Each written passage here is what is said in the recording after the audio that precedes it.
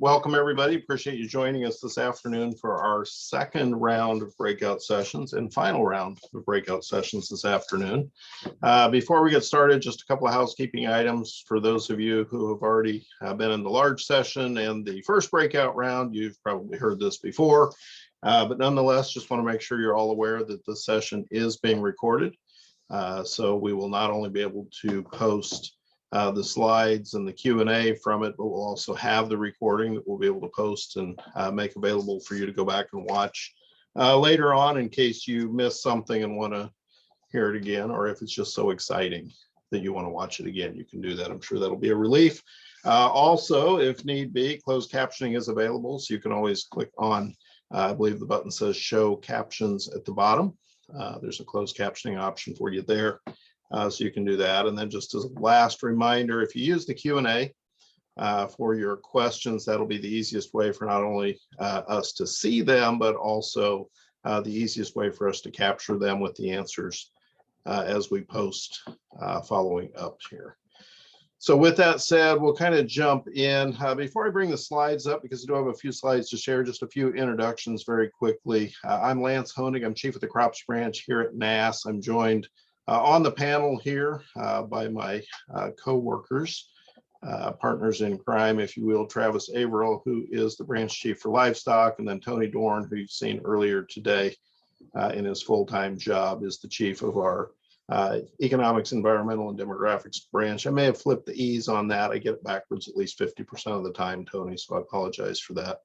But what we're going to do today is we're just going to, as I bring up my slides here, we've got just a small series of slides that I'm going to run through just to kind of hit the high points, kind of a high level overview of two particular topics that are really relevant now because we're wrapping up the census, as we talked about earlier. These are two important processes that we typically go through as we wrap up census data collection. So every 5 years, these happen. So we'll hit the high points, and then we'll have plenty of time for Q&A at the end to answer any specific questions that you might have. So basically, those two topics are what we sometimes call 5-year revisions. Sometimes we call them historical revisions. Sometimes we call them final estimates. So if you hear any of those terms, we're talking about this last round of revisions that we do. And then the second topic would be the program review or in-depth review of all of our estimating programs that we do. And so we're going to kind of talk about the what, the how, the why, and the when of these two important processes. So we'll start things off with the 5-year revision process. Kind of the what, what are we really talking about here? These are what we call final estimates. This is the last time for these specified years that we deal with that we will ever make revisions to these estimates. As you know, or probably know, NASS has hopefully fairly well documented revision process that we go through on an ongoing basis. Typically at the end of a season, when we finalize the current year's numbers, we're oftentimes giving ourselves the option to revise the previous year at that time, or if it's a quarterly series, maybe we're revising the previous quarter. And so there's kind of this process that we go through in almost in real time to try to capture any updates and such of the nature. But we want to make sure that we've got this opportunity looking back just a bit. And so that's why we do it on a 5-year cycle, because it makes sure that plenty of time has gone by to capture any information that may be relevant to that particular estimate series.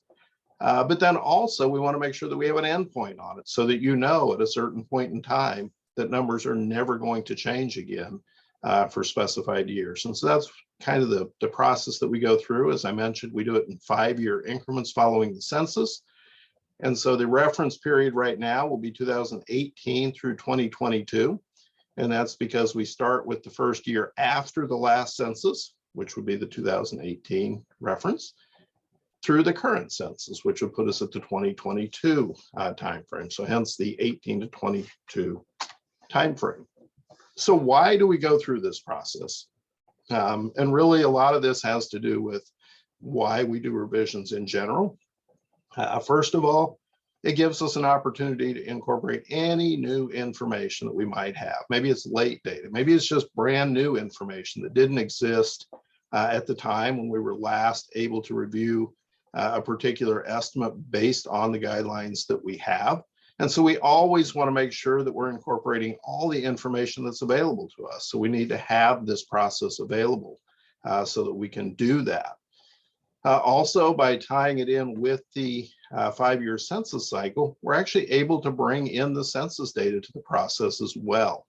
Obviously, the Census of Agriculture is the most comprehensive collection effort that ever happens for agriculture. And so oftentimes there will be some information that we can capture in the census that we didn't have available until that time. And that can be particularly important for commodities that maybe aren't quite as widespread across the country or things of that nature. So it's new information pulling in from that program. And then last but not least, not so much about where the information comes from, but why do we want to revise something that's 3, 4, 5 years in the past? Well, basically, prior years do matter when we're analyzing data. And so for us internally, as we're looking to set and establish estimates this year, next year, things of that nature, those relationships we see between the data we collect and the estimates we've published, that has a big impact on how we set our estimates moving forward.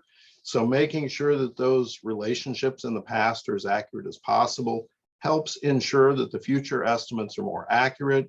And then for you as a data user, I think it helps you to see those updated relationships and better understand what we might be doing with our current and future estimates as they come out as well. So again, history really matters. And so that's why we want to make these revisions. So how are we going to do it? One small change from kind of what we've done in the past is that all of these final estimates or 5-year revisions, as we call them, are going to be published to Quick Stats only. So there will be no PDF publications this time for the crop-related estimates. Actually, 5 years ago, we released them all in Quick Stats only, but this time we're going to do it across the board for all of these items that we talk about. So they'll all be Quick Stats only, our online database, and you'll be able to access them there once they are released. So when will this information be released? Well, in most cases, we're going to make sure that we get all of the final estimates out before we wrap up the 2023 season. So we're revising 18 to 22. We want to make sure that we've not only made all the revisions, but you've had the opportunity to see what those revisions are before we start publishing final 2023 estimates. And so what that means is across all the different commodities that we cover, we're going to have a range from January the 3rd of 2024, probably should have put that on the slide here, up through April 29th when the last set of this data will be released. And I'll give you the specifics on each of the items here in the next couple of slides. And then the exception, or maybe exception isn't the right word, but just to kind of elaborate a little bit more, the annual county estimates that we publish. Obviously, if we make any revisions to a state number, if we have annual county estimates associated with that commodity and that state, then clearly we're going to have to make revisions to those as well. Our plan in general is for those revised county estimates to publish at the same time as the next season's, that would be the 2023 season's county level estimates. So for example, if we had revisions for a particular state for 2018 corn, you would expect those revised county level estimates to come out at the same time that we'll be publishing our regular 2023 corn county estimates this next spring. The exception to that from a crop perspective would be our small grain crops. The reason for that is, as you probably know, if you're familiar with the small grain county estimates, they publish in December. And so obviously, since we won't even have the state level revisions published yet, we're not going to be able to publish the county level revisions quite that early. So we'll be publishing those a little bit later on in 2024. So just to elaborate a little bit more on exactly when this is all going to be published, These next couple of slides just show you specifically all the different items and when they'll be released. A big chunk of the crop final estimates will be published the first 9 days of January. You can see the citrus, non-citrus, nuts and vegetables all on the 3rd. We'll hit the field crops, potatoes, rice stocks, and other stocks on the 9th. Then we'll expand off into livestock with hogs and pigs on the 11th. That'll be it for January. We've got a whole nother chunk of them coming in February. You can see milk cows, sheep and goats, farms, land and farms, crop values, and cattle. And then as we continue to wrap things up in March and April, you can see we'll hit the chicken and eggs in early March, ag land values, honey, and then we'll wrap everything up on April 29th. That'll be our last set with the meat animals, PDI, milk PDI, and poultry production and value as well. So that's kind of what our plan is for the 5-year revision cycle. Again, very quick, high-level overview. We'd much rather field the specific questions that you have.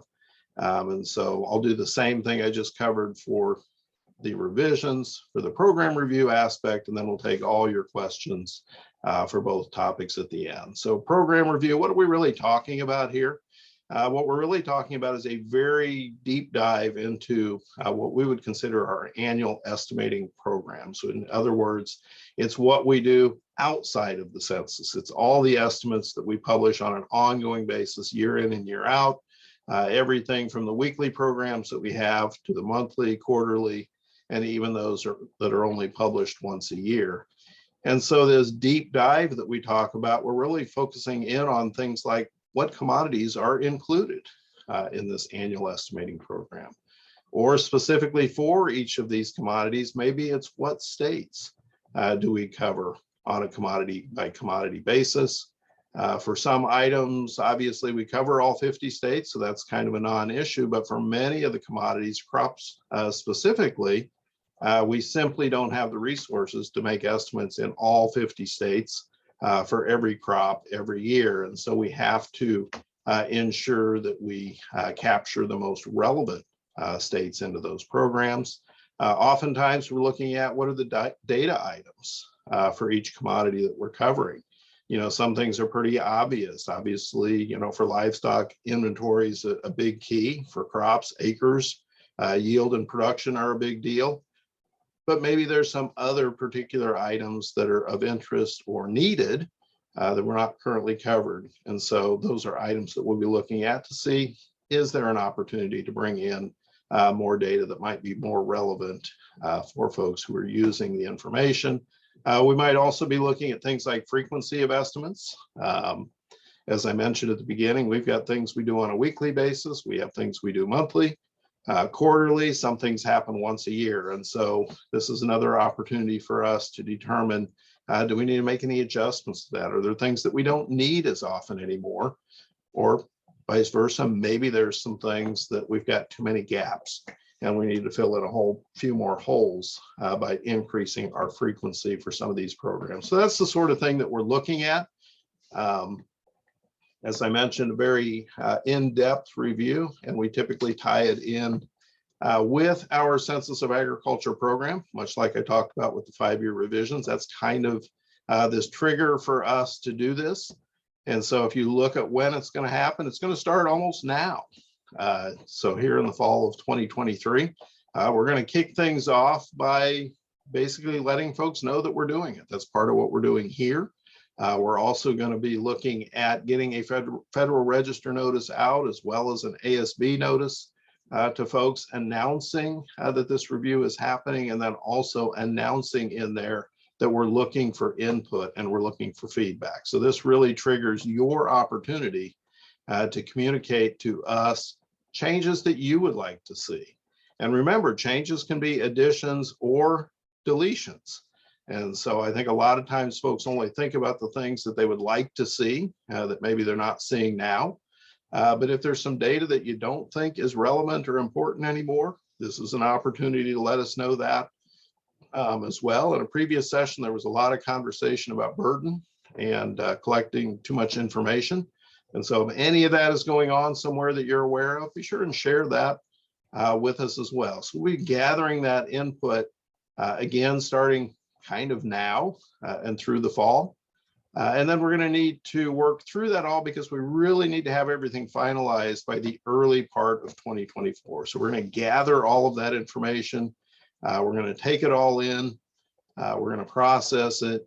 And then we're going to make those final decisions. And once again, just like we're publicizing the beginning of the process now, we'll make some very public announcements of the result, making sure everyone's well aware of any changes that we're going to be making.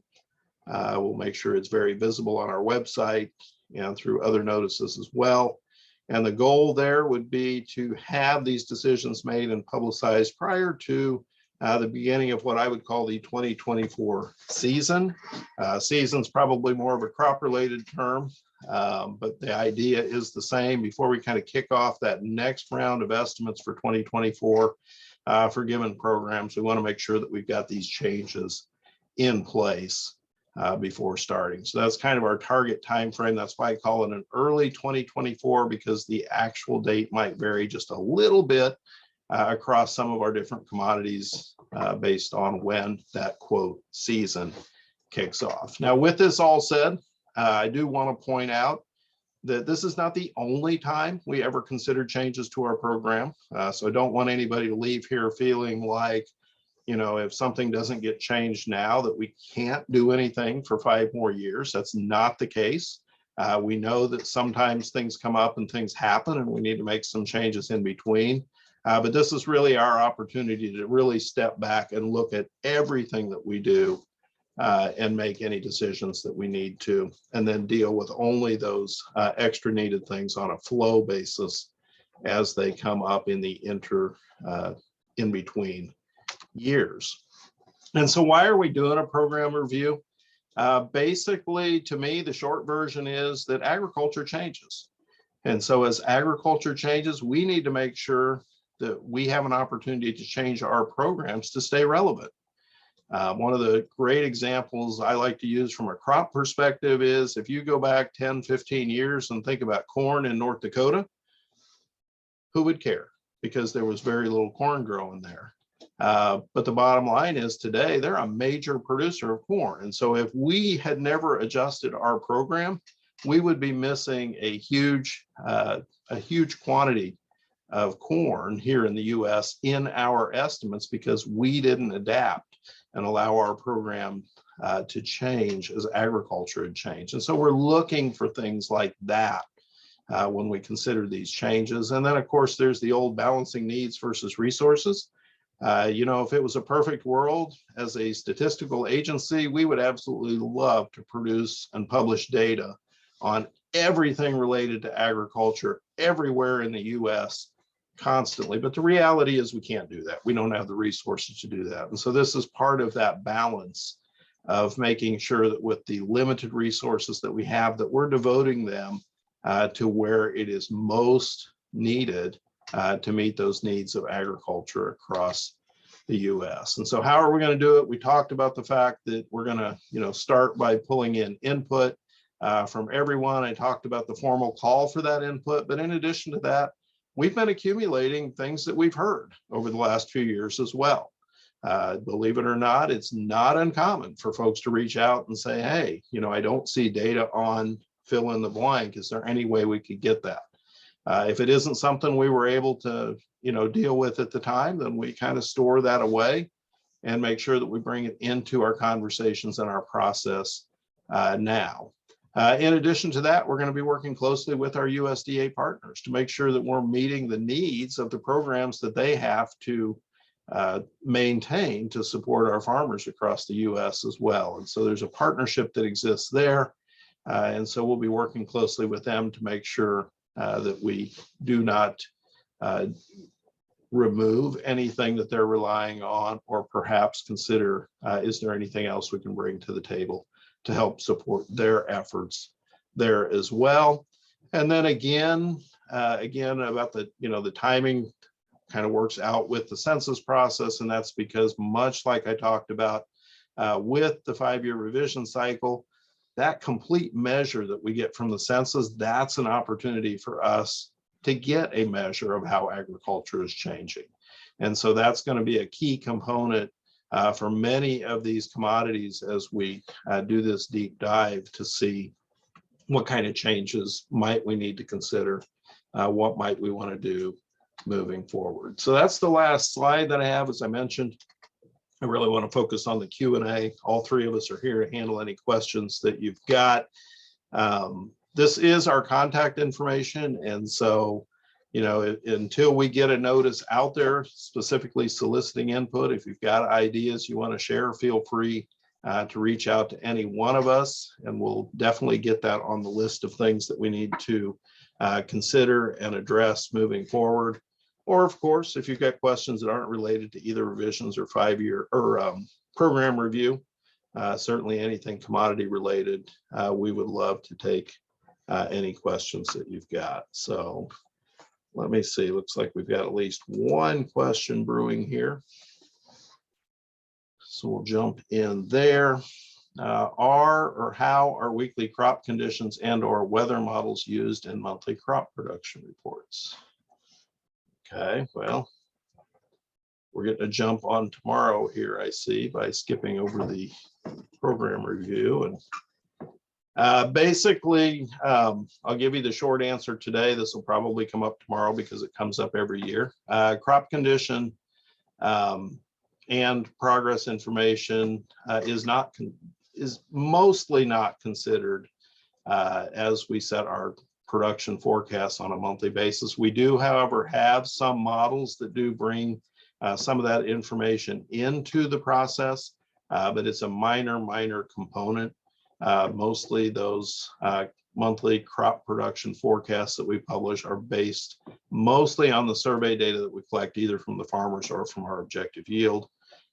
We also supplement that with satellite information. And then, as I mentioned, there's just a small component of some of this information that goes into some of our models. Next question I see out there, does NASS remove data from the previous years being reviewed if individual farm operations are disclosed? Okay, so this, and Travis, I'll give you a chance to weigh in on this as well if you need to from a livestock perspective.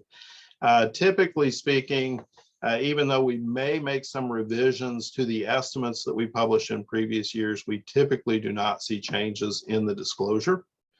And so, I'm not going to say absolutely 100% never, but generally speaking, at least from a crop perspective, no, we typically do not make changes to disclosure for the previous years as we make revisions. The same is true in livestock branch. Those years we're going backwards. We're not changing disclosure policies and processes. Excellent. All right, I think I've left the contact screen up long enough, so I'm going to stop sharing so maybe you can see us a little bit bigger. Makes it easier for me to see the Q&A anyway. We do have another question here. Does the USDA have any ongoing projects that aim to reduce response burden on surveys using alternative data collection methods such as satellite imagery, admin data, and or modeling techniques? I believe the answer here would be yes, yes, and yes.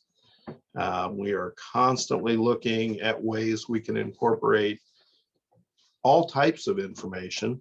Number one, because the more information we can bring into the process, the better the process is going to be. But secondly, we are very concerned about the burden that surveys put on our farmers.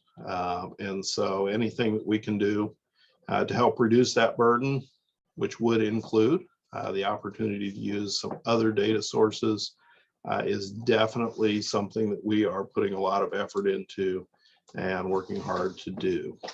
Tony or Travis, you guys want to add to that at all?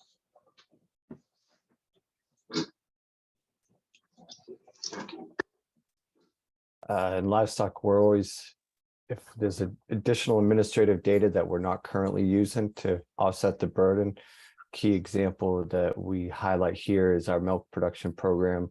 Years ago, that used to be a monthly program where we surveyed the producers, and that was reduced to a quarterly process where we're able to use administrative data on a monthly basis for production and yield per cow. So that's helped us, and that's a process we've implemented, and where we can do it in the future is always open for discussion as more data becomes available for us to implement and reduce that burden for our producers. Right, and definitely, if you look at our quality measures, the methodology and quality measures reports, you can see what methodologies and get a really detailed look at that on our NASS website, as far as how we collect the data, how we do the analysis, how we incorporate administrative data and modeling and everything we do. And of course, with just by the nature, economics and that type of data is a little bit harder to get outside external information outside of the farmer's knowledge. But we're looking and doing everything we can to minimize the burden. So we do as much as we can, even in that arena. Very good. We'll continue to move along here. Benjamin's asking for data near the US border. Is data solicited from Mexico and Canada? Basically, I would say no to that as well. We survey our producers here in the US. That's the focus of what we're doing, is obviously trying to capture production agriculture here in the US from our US producers. Now, is it possible that we ever have to make contact with somebody that might be on the other side of the border? That is possible, but generally speaking, we're looking for US production from US operations. Travis, might be a little bit different for the livestock world. So I should have probably prefaced that with for crops. That's our approach. A good question, Ben. So for livestock, we're looking at import and export data for live animals going in and out of the US or coming from Canada. If you look at a quarterly hogs and pigs report, you'll see a key influence on the production of hogs in the US does get factored in from the Canadian imports of feeder pigs, along with the numbers of breeding sows and market hogs coming across the Canadian border. The opposite for cattle, you have the cattle that will come into the US from Mexico along with Canada, but typically Mexican cattle, a little higher influence on our cattle and feed supply. And so that's a factor. We get that data all from AMS typically, or other foreign ag service and other federal agencies that collect the data itself, but we incorporate that information into our data analysis.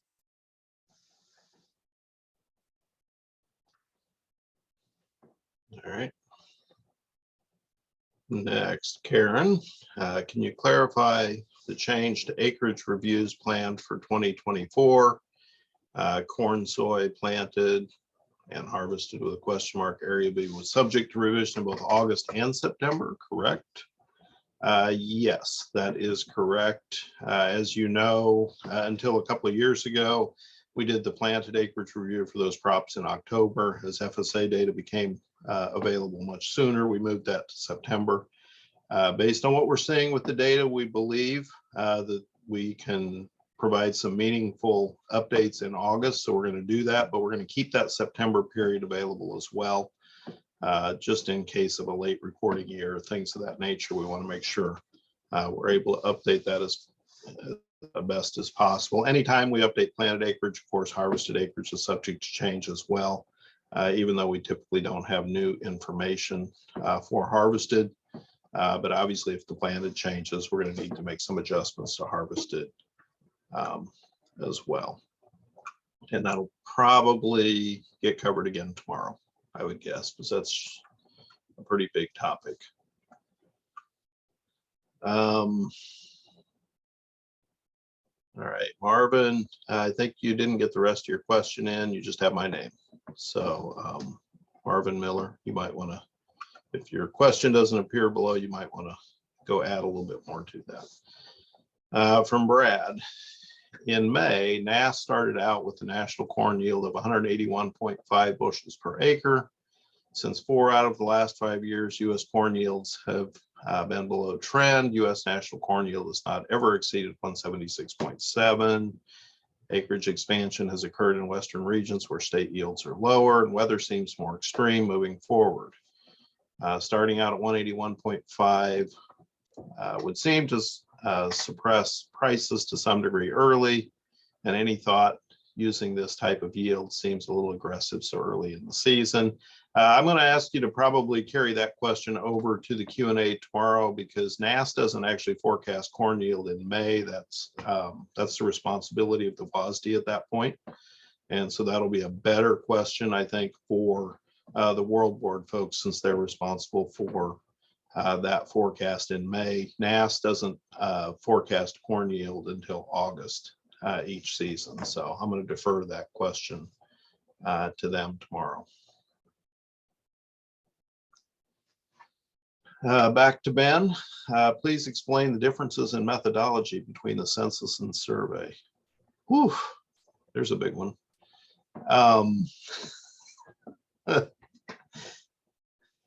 Tony looks like he's just dying to answer this. I mean, obviously, and so, yeah, I mean, if either of you two want to jump in, absolutely feel free. I mean, right off the top, obviously the census is a complete enumeration. Now, that doesn't mean that we get a response from every single operator in the US, but you're starting from an approach of trying to capture information from everyone, where on the survey side, the premise is that you're going to do sample surveys. We simply don't have the resources to try to contact every producer, as I mentioned, constantly. And so that right there kind of tells you where the differences start, because you're starting from a different pool. So there's a lot more adjustments that we need to make to the data that we gather on the survey side. And so what the census brings is that bigger picture look. We're able to capture a lot more information, not only in terms of going to all the producers, but we capture everything about those producers with the census form. It's a 16-page small font questionnaire capturing information, whereas on the survey side, what that brings to the table is much more frequency. Obviously, instead of only getting a picture every 5 years, you're, as I mentioned earlier, some things you get weekly, monthly, quarterly, certainly on an annual basis. And so you're getting much more frequent, timely information, but obviously not quite as in-depth or elaborate. So that's the starting point I would throw out there. Tony or Travis, you guys want to go deeper? Yeah, there's a lot of different directions and deeper we can go, but probably won't go too far. We only have 20 minutes left, but yeah, definitely. You know, with the census, it is a complete enumeration. We do have adjustments. You can see we have a longer appendix if you're interested in reading about the census methodology, about our adjustments for coverage and non-response, which we have in our surveys too. But with the census, you know, responses are really important for not just for responding in the census, but it also impacts the samples and everything for the next 5 years, as far as making sure we identify as complete of a list as possible of who's producing certain commodities, livestock and crops, and eligible for other surveys, well, even from, you know, local foods and things like that. So computer and internet usage. So the census is really a baseline for everything. And then the methodology, of course, the surveys are sampled. A lot of times, you know, we have our list. We talked about that in other sessions. We build our list during the years and can find more producers that way you might not know about or might be new coming into that commodity production area. But the census is definitely the most important area where, like Lance said, everybody has a chance to respond. So it's really important we have those responses, and that way we can be the most efficient way of sampling, and that way we can get the most coverage for the fewest number of reports will give us the best coverage and the best information about an industry. And that's really trying to create an efficient sample out of that. So that's really, like Lance said, and there's frequencies and all different things associated with that. But yeah, the methodology is kind of similar in a way, but it's very different as far as it's used. And we just try to be efficient after the census to survey the best we can to get the coverage and the most accurate results. As probably you saw in the chat, I think Marissa saved the quality measures, methodology and quality reports. So NASS, we have 31 of them out there. So you can see the variation in the survey techniques or processes are implemented with the sample sizes, response rates. So it's the transparency that we're trying to provide for our data users to see what's there and how the methods are from one survey to another, because there is some variation, but the that information is there to see.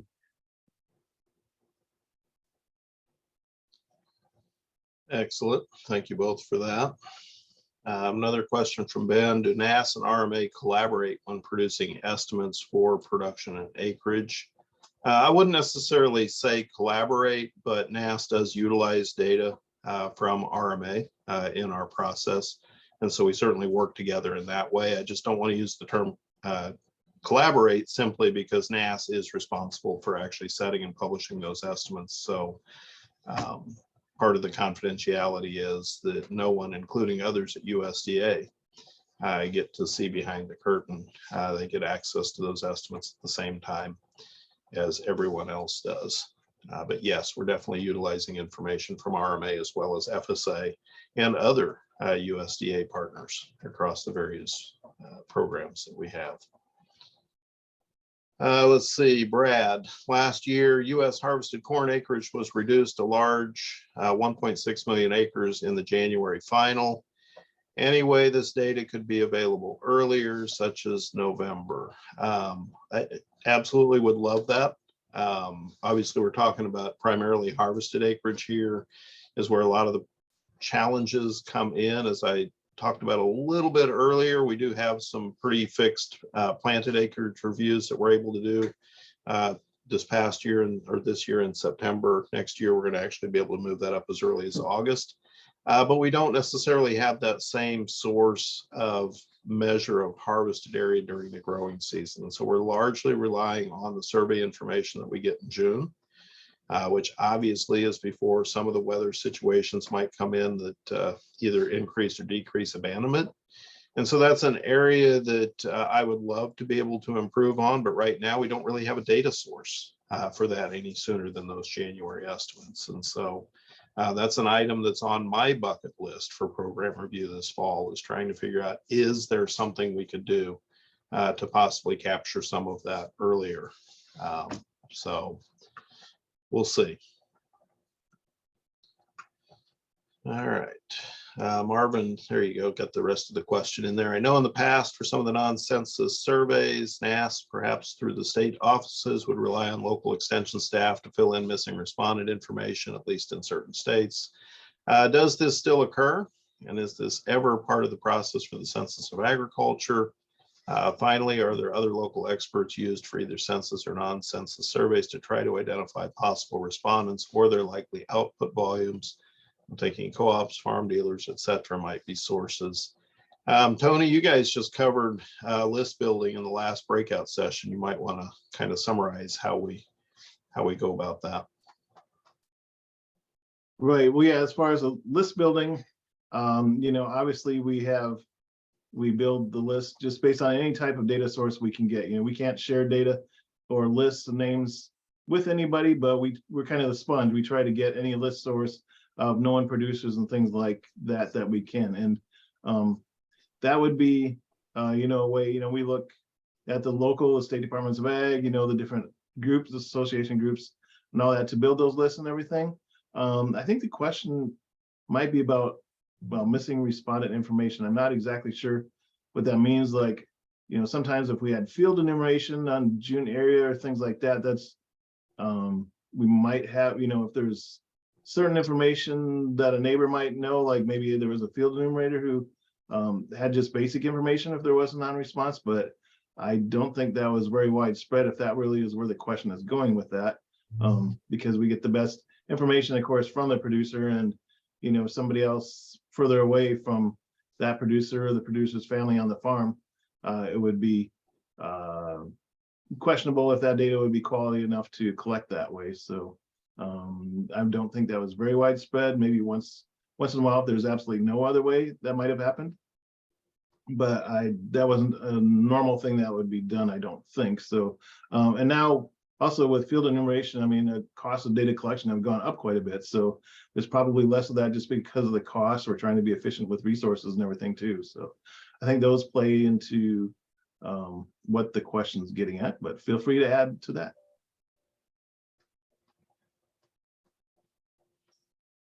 I don't see Travis coming off mute, so I think he's content as well. Let's see, another question we've got here. Does the census and survey data match for the years and crops that overlap? Not exactly match, but they are typically not significantly different. As was alluded to earlier, the methodology is a little bit different between the census and our survey process. And so we do not expect the estimates that appear in both to be absolute exact matches. But we do typically go through a process to ensure that they're not what I would call significantly different or implying different things. Generally speaking, from a crop perspective, I usually tell people if you're interested in something like corn yield or production, I would focus on the annual program because you're going to get that consistent accuracy year in and year out, whereas the census is only every 5 years. But if you want to know about corn producers, the census is your tool. And so it's just understanding those differences and determining what's going to fit your data needs the best. And I believe, although I know it references crops here, pretty sure, Travis, you would give the same answer in terms of whether your estimates match. Yeah, the chances of them matching precisely is near impossible in the process of census versus a survey. The key is, are they in range? And that's one of the things goes back to the 5-year revisions that we're looking at in the process of completing the final estimates is where we have to true them up or make some adjustments at a state level to be closer in those values that where we might have some differences, but it's not a complete one-for-one. The numbers are, so there is some differences there because of the processes and methodologies different cross census and survey. And then there is some surveys we have within livestock, chicken and eggs, and hogs and pigs. Their reference dates are a little different than the end of December 31st. That's the key, is that December 31st is the point of emphasis where a lot of livestock estimates are either the first of a given month. And so there might be some variation there with hogs is a quarterly, and that's December 1st. So there's a 30-day difference. So just a couple examples of where there's might be some variabilities in the differences between the survey versus the Census of Ag. Okay. Very good. Tony, anything you wanted to add there? No, I think Travis covered that pretty well, I think. Good. All right, back to Ben. Ben's hitting us hard today. Has the accuracy of NASS estimates improved over time? Have any validations been conducted with the census data showing better agreement over time? As far as the better agreement aspect of things, again, they're never going to match exactly. If you want to talk about the agreement improving over time, I'd say the biggest improvement probably happened back in, oh gosh, was that 92 when we took 97 when we took the census on here at NASS. And so we've made a concerted effort since the time we've had the census to really bring the two programs as much in alignment as we can in terms of, how we ask questions and aligning things that way. And so we have made some efforts to bring them into alignment. And I would say, again, that as you look at comparisons between census and the survey side, where things match, we're in pretty good alignment, probably as good of alignment as you're going to get with two separate methodologies, would be my take on it. As the accuracy of NASS estimates improved over time, well, we would like to think so. I mean, that's certainly what we strive for, is to always improve on everything we do. And I know there's been some independent studies that have been done that suggest that certainly we're, holding our own, if not improving in terms of accuracy.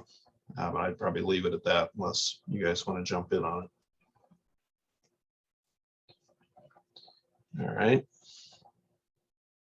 Let's see, the last question I currently see out here is from Marvin. I would think the census provides a unique opportunity to talk about the whole farm enterprise, specifically the multiple commodity specialty crops, livestock that a farm might be producing. Is there anywhere in the census where we can see how many farms might be producing grains and livestock or other multiple crop livestock areas that a single enterprise might be producing? Tony, this is probably a great opportunity to talk about some of the special requests or special tabs that could be done. Maybe I'll let you touch on that.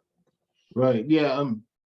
Well, the census products, there's just so many different data tables and crosstabs that exist to get the census out. So doing another multiple commodity crosstab would just be probably an enormous task, and trying to run disclosure and everything on that all at the same time that we're trying to get the census out, as quickly as possible so everybody can see the results. So what we do have available, even more, we have some special tabulations if there's something specific that would be available to consider through our data lab. But those, would be very specific. For a more, I guess, wider range, if people want to do research, we do have data lab opportunities where people can do research and get to the census data in a data lab secure environment that's confidential, that ensures confidentiality and disclosure are run on the data before and after any kind of research would be done, so that we maintain that. But there are opportunities to look at a lot of those types of things. For instance, like here, if you're trying to count the number of farms that might have multiple or certain commodity mixes, that would be something that would be like an ideal project for the data lab. Or if there's something more limited, maybe a special tab if it's not too large in scope. But the special tabulations, of course, can take quite a bit of time, and we don't have a dedicated staff really as much. That's, resources and everything for that. It's a service that we provide. So we do the best we can getting those out. But if you're looking for a more far-reaching kind of research project, probably entrance into the data lab and looking to that might be more suitable and probably get you what you need to. So there's a couple ways to get at that, but it wouldn't be to add more tables to the census with the main release product. Tony, if you don't mind, just to add on, in the Census of Ag, we have the North American industry classification system, that those tables there at a US and state level. And so if you want to look under, if it's cattle, feedlots, beef cattle, or dairy hogs, and then you can see the number of farms in those states by, if it's crops, corn, soybean, and their value of sales. That's also part two, without doing a special tabulation, if that meets the data that information that you're trying to gather, without having to go that extra step. But that is an option potentially. It might not give the whole spectrum, but it's a way to view the data in that view too. Excellent. Some great questions out there this afternoon, so certainly appreciate that. That's the last question that I see. We've probably got 3 or 4 minutes left. I'll pause for just a second in case anybody wants to throw 1 or 2 last questions into the Q&A.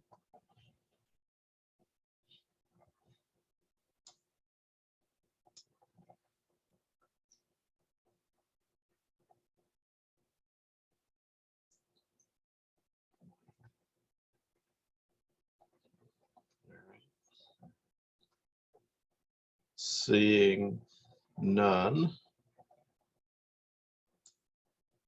Wait just a second here in case somebody's typing. Oh, there we go. Here we go. Thank you, Ben. Are there any improvements planned for quick stats?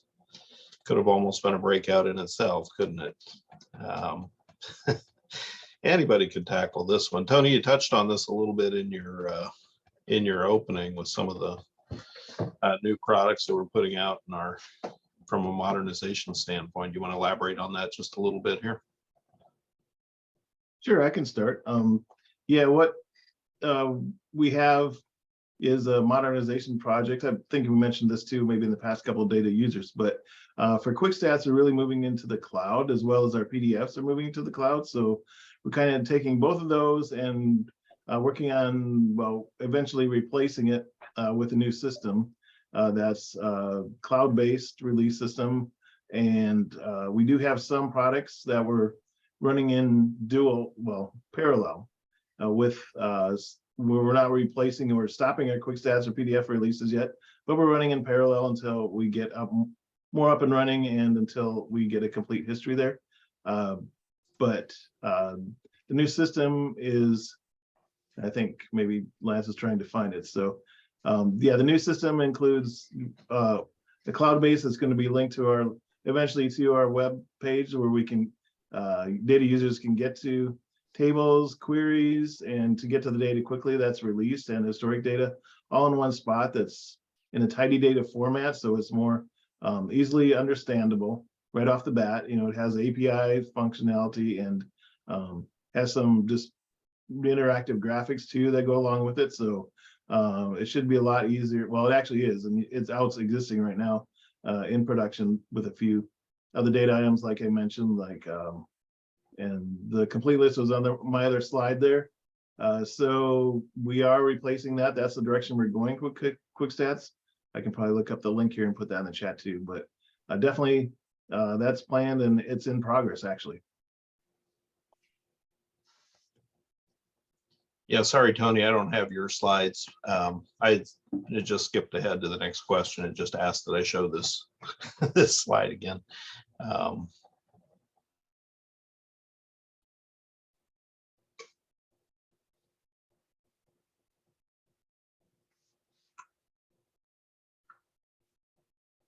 All right, so that's the last question I see. We are pretty much up at the top of the hour. So I think we'll go ahead and wrap things up here this afternoon. Again, just remember the recording will be posted. The answers, a transcript of this will be posted as well. And don't forget to join us again tomorrow at noon Eastern time for the general Q&A session, followed by another set of breakout sessions. You should have all the information you need to connect for that. So thanks again for joining us this afternoon. And hopefully we will see you all back on here again tomorrow. So enjoy the rest of your day.